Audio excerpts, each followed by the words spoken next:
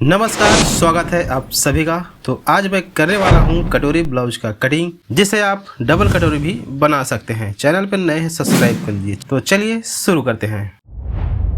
अस्तर को मैंने 70 सेंटीमीटर लिया है, जिसे मैं फोल्ड करूंगा। चेस्ट का चौथा भाग प्लस 1.5 से 2 इंच तक लेकर मैं इसे एक फोल्ड करूंगा। नीचे की ओर एक सीधी लाइन ड्रॉ कर लूंगा और लंबाई में प्लस 1 इंच कर ऊपर की ओर एक लाइन खींच लूंगा।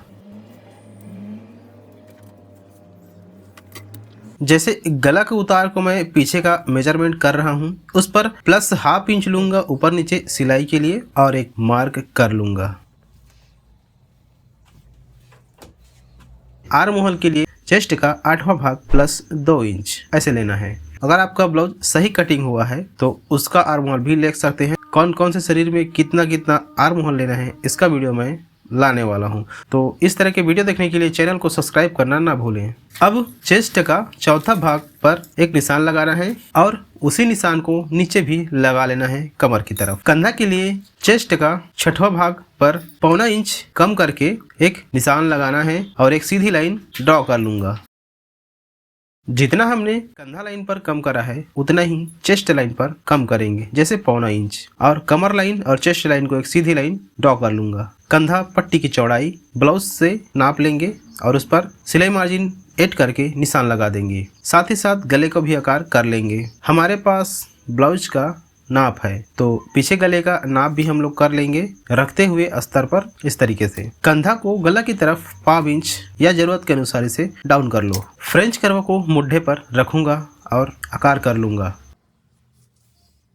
नीचे की तरफ सेंटर पर डांट लूंगा। 1 इंच चौड़ा रहेगा और जिसकी लंबाई 4 से 5 इंच तक रहेगी। ब्लाउज की लंबाई के अनुसार कम या ज़्यादा रख सकते हैं डांट को। हमारे पास ब्लाउज है नाप के लिए, तो गला का मेजरमेंट करके देख लूँगा और सेट कर लूँगा। अगर कम हुआ तो सही कर लूँगा, ज़्यादा हुआ तो पर भी सही कर लूँगा। अगर आप लोगों को कुछ भी पूछना है कमेंट कर लीजिए। इस पीछे भाग का ड्राइंग तो हो चुका, अब मैं इसे तभी कटिंग करूँगा सामने भाग का पैटर्न तैयार कर लूँगा, क्योंकि मुझे आर्म होल का मेजरमेंट करना है। तो सामने भाग का पैटर्न बनाने के लिए मुझे एक पेपर की आवश्यकता है, जिस पर सामने की ओर ½ इंच छोड़कर एक लाइन खींच लूँगा। अब चेस्ट का चौथा भाग प्लस 1.5 इंच करके एक सीधी लाइन ड्रॉ कर लूंगा। अब हमें आर्म होल के लिए जो हमने पीछे भाग में लिया है बस वही सामने भाग में लेना है, या फिर चेस्ट का 8वां भाग प्लस 2 इंच। कंधा के लिए चेस्ट का 6वां भाग प्लस 1.5 इंच करके एक निशान लगाओ और एक सीधी लाइन खींच लो। कंधा पट्टी की चौड़ाई को सेम रखना है सामने और पीछे दोनों भाग का। 6 इंच गला का डीप ले रहा हूँ सामने का और एक लाइन खींच लूँगा। गले का आकार बनाने के लिए मैं 1.25 इंच से 1 इंच तिरछा क्रॉस लाइन खींचूंगा और गले का आकार बना लूँगा, क्योंकि गले की चौड़ाई ज़्यादा रखने से ब्रॉड जो है वह बढ़ जाता है। 10 इंच इसका बस्ट का ऊंचाई है, तो उस पर 1 इंच प्लस करके एक सीधी लाइन ड्रॉ कर लूँगा।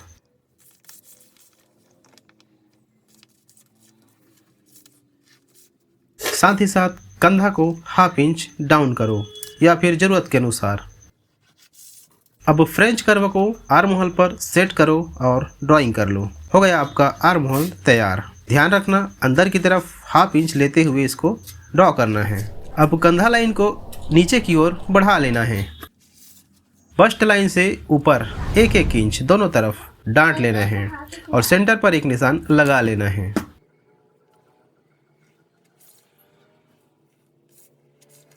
अब गले का मेजरमेंट करना है। ठीक बीचों बीच एक निशान लगाकर एस पट्टी के लिए फ्रेंच कर्व रखना है और उसको ड्रॉ कर लूँगा। अब एक बार सामने की तरफ से सेंटर पॉइंट का मेजरमेंट करूँगा। जितना भी आएगा उससे 1 इंच कम लूँगा और जो डार्ट लाइन है वहाँ से शुरू करके जितना भी आएगा उसको एक लाइन खींच लूँगा सीधी निशान लगाकर। तो आप देखेंगे यहाँ पर एस पट्टी कंप्लीट तैयार हो जाएगा। अब बारी है कटोरी के नीचे भाग को तैयार करने की। डॉट लाइन से जितना भी निशान लगाया है हमने उतना ही निशान बस्ट लाइन से नीचे पर एक लगा देना है, 1 इंच ऐड करके। सामने की तरफ ½ इंच कम करना है और निशान लगाना है और दोनों मार्क से एक सीधी लाइन ड्रॉ कर लूँगा। बस्ट लाइन से हाफ इंच बाहर की तरफ एक तिरछी लाइन खींच लेता हूँ। आप भी वैसी कर लीजिए और सेंटर पर एक सीधी लाइन खींच लूँगा और दोनों तरफ हाफ इंच का डांट लूँगा। एक बात मुझे अच्छे से याद है, चेस्ट लाइन से हाफ इंच अंदर की तरफ करूँगा और उसी को साइड का सिलाई लाइन खींच लूँगा। एक बार इसे मैं हाईलाइट कर लेता हूँ कि कौन कौन से लाइन को मुझे कटिंग करना है, जिससे आपको भी समझ में आएगा कि ब्लाउज का ड्राइंग हो चुका है। चलिए इसे कर लेते हैं कटिंग।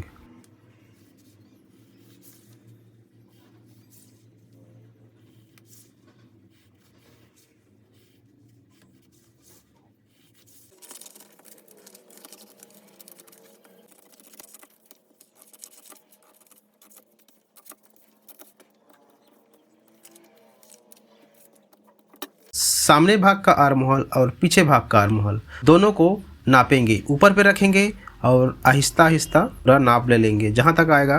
देखिए यह सही तरीके से आ गया। अगर कुछ कम या ज़्यादा होता है तो उसे सही कर लेंगे, एडजस्ट कर लेंगे, लेकिन दोनों भाग का आर्म होल सेम रहेगा, चाहे सामने का आर्म होल ज़्यादा गहरा हो या पीछे का कम गहरा, लेकिन लंबाई आर्म होल की दोनों का सेम रहेगा। अब पीछे पल्ला की अस्तर को कटिंग कर लेते हैं और इस पट्टी को भी रखो इस तरीके से और उसको भी कटिंग कर लो सेम मार्क करके। इस पट्टी को पीछे भाग पर रखना है। उसके बाद हमें देखना है कि योक पट्टी के लिए कितना बचता है। जो भी बचेगा उस पर +1 इंच करके योक पट्टी तैयार कर लेना है। अब इसे कर लूँगा कटिंग। स्लिप के लिए अस्तर को 2 परत में एक फोल्ड करना है। फोल्ड कितना करना है? अब फोल्ड की चौड़ाई को हम लोग आर्म होल की गहराई से 2.5 इंच बड़ा रखेंगे। सामने की तरफ एक सीधी लाइन ड्रॉ कर लूँगा, स्लिप को रखूँगा और दोनों तरफ की सिलाई मार्जिन ऐड करूँगा और सीधी लाइन खींच लूँगा। साथ ही साथ 3 इंच पर आर्म होल के लिए एक लाइन खींच लूँगा।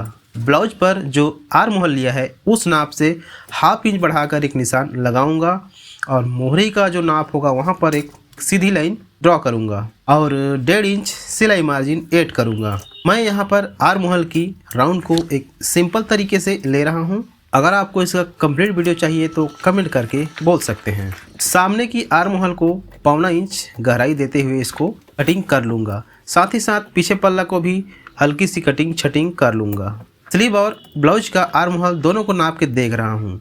स्लीव का आर्म होल को हमें 0.5 इंच बड़ा रखना है ब्लाउज की आर्म होल से। इस तरीके से अगर आप लोग कटिंग करेंगे तो आपकी ब्लाउज में जो नटे या झोल आती है वह नहीं आएगा, फिटिंग अच्छी तरीके से आएगा। मैं जो है स्लीव को इसी तरीके से कटिंग करता हूँ। इस कटोरी ब्लाउज की कटिंग को आप भी ट्राई कर सकते हैं। कटोरी का एक हिस्सा को रखेंगे, ऊपर वाली सेम मार्क कर लेंगे। मैं निशान लगा रहा हूँ उसी तरीके से निशान लगा लीजिए। और हाँ, सामने की तरफ जो हल्का से कर्व उसको सीधी लाइन खींचकर कटिंग कर लेना है। एक बार आप भी इसे अवश्य ट्राई करिए। मिलते हैं अगले वीडियो में। धन्यवाद।